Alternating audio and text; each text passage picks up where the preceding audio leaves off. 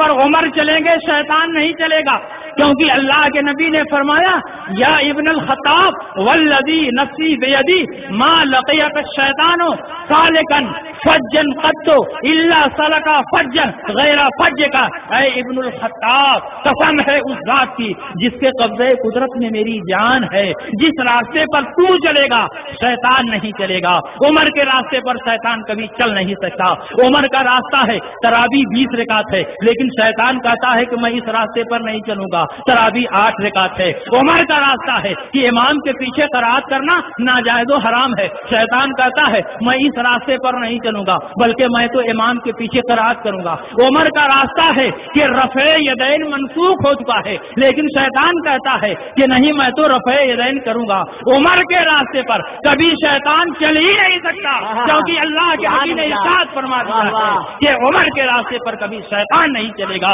عمر کا راستہ یہ ہے کہ ایک مجلس میں 3 طلاق دی جائے گی تو 3 پڑے گی، لیکن شیطان کہتا ہے کہ نہیں میں اس راستے پر نہیں چلوں گا۔ وہ ایک مجلس میں 3 طلاق دی جائے گی تو 1 ہی پڑے گی۔ شیطان عمر کے راستے پر چل نہیں سکتا۔ اللہ کے نبی نے پہچان بتا دی، اللہ کے نبی نے علامت بتا دی کہ ان کی نسل شیطان سے مل رہی ہے، یہ شیطان کی ذریت ہے، اس لیے انبیاء کی توہین کر رہے ہیں، اولیاء کی توہین کر رہے ہیں۔ بلکہ حضرت عمر فرماتے ہیں کہ وددت ان الذی یقرأ خلف الامام فی ہے جمرۃ، مجھے یہ بات پسند ہے کہ جو امام کے پیچھے قرات کرتا ہے اس کے منہ میں انگارے بھر دیے جائیں۔ حضرت عمرو بن العاص فرما رہے ہیں جو عشرہ مبشرہ سے ہیں، اس لیے یہ عشرہ مبشرہ کے راستے پر بھی نہیں چلیں گے، امام کے پیچھے قرات کریں گے۔ ان کا دوسرا مسئلہ یہ ہے کہ یہ امام کے پیچھے کھڑا ہوتے ہیں، جب امام ولدالین کہتا ہے تو یہ زور سے آمین کہتے ہیں، امام سے مقابلہ کرتے ہیں کہ امام صاحب تمہاری آواز تیز ہے یا ہماری آواز تیز ہے،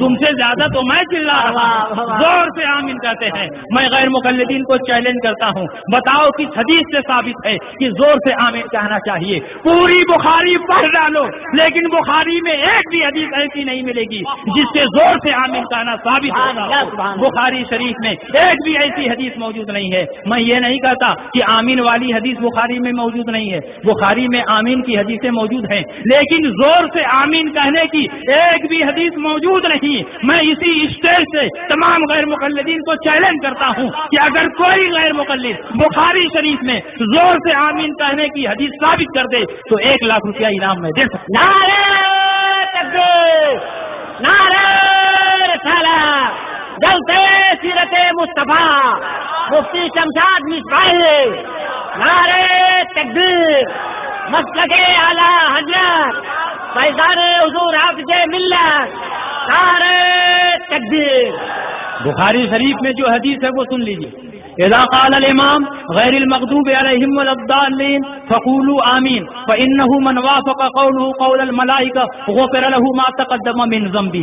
جب امام ولا الضالین کہے تو تم آمین کہو، کیونکہ جس کا آمین کہنا فرشتوں کے آمین کے مطابق ہوگا اس کے گزرے ہوئے گناہ معاف ہو جائیں گے۔ اب آپ بتاؤ کہ آپ نے فرشتوں کے آمین کو کبھی سنا ہے؟ پروردگار عالم کے رسول ارشاد فرماتے ہیں کہ جس کا آمین کہنا فرشتوں کے آمین کے موافق ہوگا اسی کے گناہ معاف ہوں گے، اور جس کا آمین کہنا فرشتوں کے آمین کے موافق نہیں ہوگا اس کے گناہ معاف نہیں ہوں گے۔ آپ نے فرشتوں کے آمین کو کبھی سنا ہے؟ کسی بھی مسلمان نے فرشتوں کے آمین کو سنا ہے؟ نہیں۔ تو پتا چلا کہ فرشتے آہستہ آمین کہتے ہیں، تو جو آہستہ آمین کہتا ہے اس کا آمین کہنا فرشتوں کے آمین کے مطابق ہے، اور جو زور سے آمین کہتے ہیں ان کا آمین کہنا فرشتوں کے خلاف ہے۔ اس لیے مغفرت ہماری ہوگی، ان کی مغفرت نہیں ہوگی۔ لیکن یہ کہتے ہیں ہماری مغفرت ہو یا نہ ہو ہم تو زور ہی سے آمین کہیں گے۔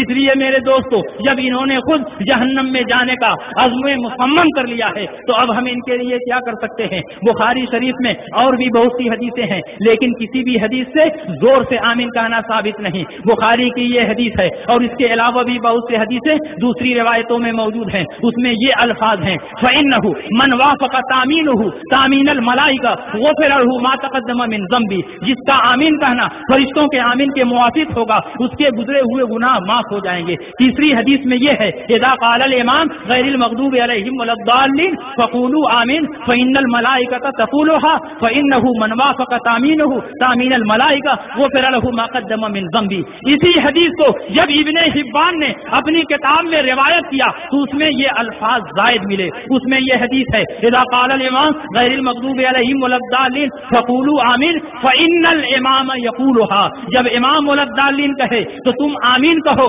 کیونکہ امام بھی آمین کہتا ہے۔ حضور ایک مستقل جملہ خبریہ کے ذریعے سے مقتدیوں کو یہ اطلاع دے رہے ہیں کہ جب امام ولا الضالین کہے تو تم آمین کہو، اور یہ نہ سمجھو کہ امام آمین نہیں کہہ رہا ہے، فإن الامام یقولها، کیونکہ امام بھی آمین کہہ رہا ہے۔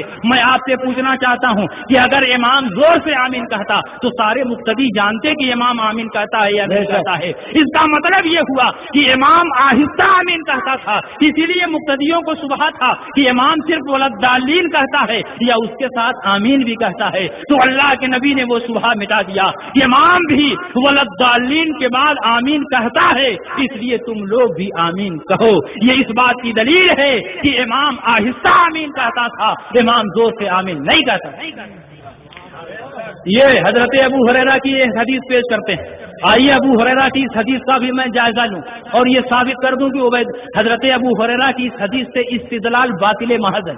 صرف زور سے آمین کہنے کی ایک حدیث حضرت ابو ہریرہ سے ثابت ہے، لیکن یہ بخاری میں نہیں ہے، بخاری کے علاوہ صحیح ستہ کی دوسری کتابوں میں ہے۔ حضرت ابو ہریرہ فرماتے ہیں ان ابی ہریرہ ترک الناس التامین وکان رسول اللہ صلی اللہ علیہ وسلم اذا قال غیر المغضوب علیہم ولا الضالین فقال آمین حتی یسمعها اہل الصف الاول فیرتج بها المسجد۔ حضرت ابو ہریرہ فرماتے ہیں کہ لوگوں نے آمین کہنا چھوڑ دیا، حالانکہ جب رسول اللہ صلی اللہ علیہ وسلم ولدالین کہتے تھے تو زور سے آمین کہتے تھے، اتنا زور سے آمین کہتے تھے حتی یسمعها اہل الصف الاول، پوری صف اول سنتی تھی، فیرتج بها المسجد، اور مسجد گونج جاتی تھی۔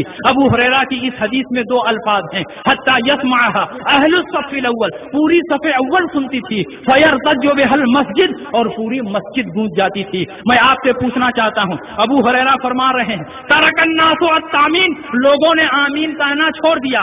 یہاں لوگوں سے مراد کون ہے؟ الناس سے مراد کون ہے؟ صحابہ ہیں، اور صحابہ کا کسی عمل کو اجتماعی طور پر چھوڑ دینا یہ اس کے منسوخ ہونے کی دلیل ہے۔ نخبہ اٹھا کر کے دیکھ لو، اصول حدیث کے علماء نے صاف لفظوں میں یہ لکھا ہے کہ صحابہ اجتماعی طور پر جب کسی عمل کو چھوڑ دیں تو یہ اس بات کی دلیل ہے کہ وہ عمل منسوخ ہو چکا ہے۔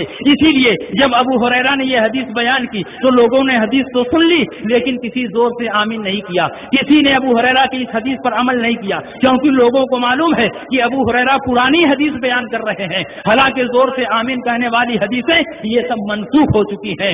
دوسری حیثیت سے دیکھو، ابو ہریرہ فرماتے ہیں حتی یسمعها اہل الصف الاول فیرتج بها المسجد، اور ابو ہریرہ ہی کی دوسری روایت میں یہ ہے کہ پوری صف اول نہیں سنتی تھی بلکہ حضور کے جو قریب ہوتے تھے صرف وہ سنتے تھے۔ حتی یسمعها من یلی ہے، جو حضور کے قریب ہوتا تھا صرف وہ سنتا تھا، اور اس حدیث میں فیرتج بها المسجد بھی نہیں ہے۔ اب ابو ہریرہ کی حدیث میں ٹکراؤ ہو رہا ہے، ابو ہریرہ کی حدیث میں اضطراب ہو رہا ہے۔ ایک حدیث میں فرماتے ہیں پوری صف اول سنتی تھی، دوسری حدیث میں فرماتے ہیں پوری صف اول نہیں سنتی تھی صرف قریب والے سنتے تھے۔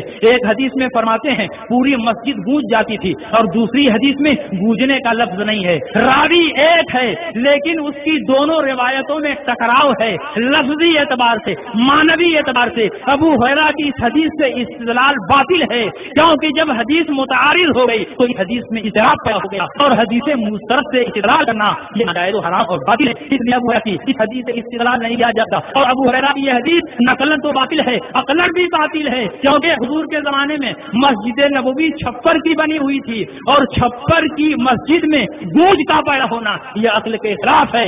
اس لیے ابو ہریرہ کی یہ حدیث نقل کے بھی خلاف ہے اور عقل کے بھی خلاف ہے، اس لیے ابو ہریرہ کی اس حدیث سے استدلال یہ باطل محض ہے۔ میرے دوستو، آئیے میں بخاری کی حدیث سے ثابت کروں کہ آہستہ آمین کہنا چاہیے. قال عطاء آمین دعا. حضرت عطا فرماتے ہیں کہ آمین دعا ہے، اور اللہ فرماتا ہے ادعوا ربکم تضرعا وخفیا، اپنے رب کو پکارو اور اپنے رب سے دعا مانگو آہستہ اور گڑ گڑا کر.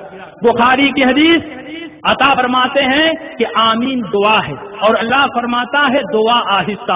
اب شکل اول کی ضرب اول سے نتیجہ نکالو کہ آمین دعا ہے اور ہر دعا آہستہ، لہذا آمین آہستہ ہونی چاہیے. اس لیے اور اس کے علاوہ بھی حضرت سمرہ ابن جندب فرماتے ہیں سکتتان حفظتہما ان رسول اللہ صلی اللہ علیہ وسلم، میں نے رسول اللہ سے 2 سکتے محفوظ رکھے ہیں. یعنی رسول پاک نماز میں 2 جگہ سکتہ فرماتے تھے، 2 جگہ سکوت فرماتے تھے. تو حضرت عمران ابن حسین نے فرمایا کہ نہیں، حضور نماز میں ایک ہی جگہ سکوت فرماتے تھے. ان دونوں میں اختلاف ہوا تو ان دونوں نے حضرت ابی ابن کعب کے پاس مدینہ منورہ خط لکھا کہ آپ فیصلہ فرما دیجئے کہ نماز میں حضور علیہ السلام 2 جگہ سکوت فرماتے تھے یا ایک جگہ فرماتے تھے. تو حضرت ابی ابن کعب نے جواب لکھا ان حافظ سمرہ ابن جندب نے صحیح طور پر محفوظ رکھا ہے، حضور نماز میں 2 جگہ سکوت فرماتے تھے. اذا دخل فی صلاته، جب اپنی نماز میں داخل ہوتے یعنی اللہ اکبر کہنے کے بعد ایک لمبا سکوت ہوتا، اور وَإِذَا قَالَ غَيْرِ الْمَغْضُوبِ عَلَيْهِمْ وَلَا الضَّالِّينَ، اور جب وَلَا الضَّالِّينَ کہتے، اگر وَلَا الضَّالِّينَ کے بعد فوراً زور سے آمین کہہ دیتے تو سکوت کہاں ہوتا، سکتہ کہاں ہوتا. یہ اس بات کی دلیل ہے کہ وَلَا الضَّالِّينَ کے بعد حضور آہستہ آمین کہتے تھے. اسی لیے نماز میں 2 سکتہ پایا جا رہا ہے، ایک اللہ اکبر کہنے کے بعد اور ایک وَلَا الضَّالِّينَ کہنے کے بعد. سبحان اللہ سبحان اللہ. اس موضوع پر اگر حدیثیں بیان کریں تو اور بھی بے شمار حدیثیں. یہ رفع یدین کرتے ہیں اور کہتے ہیں کہ یہی حدیث سے ثابت ہے، لیکن میں بتاؤں کہ رفع یدین والی حدیث منسوخ ہو چکی. حضرت عبداللہ ابن مسعود رضی اللہ تعالیٰ عنہ فرماتے ہیں الا اصلی بکم صلاۃ رسول اللہ، کیا میں تمہیں رسول اللہ کی نماز پڑھ کر نہ دکھا دوں؟ فصلی فلم یرفع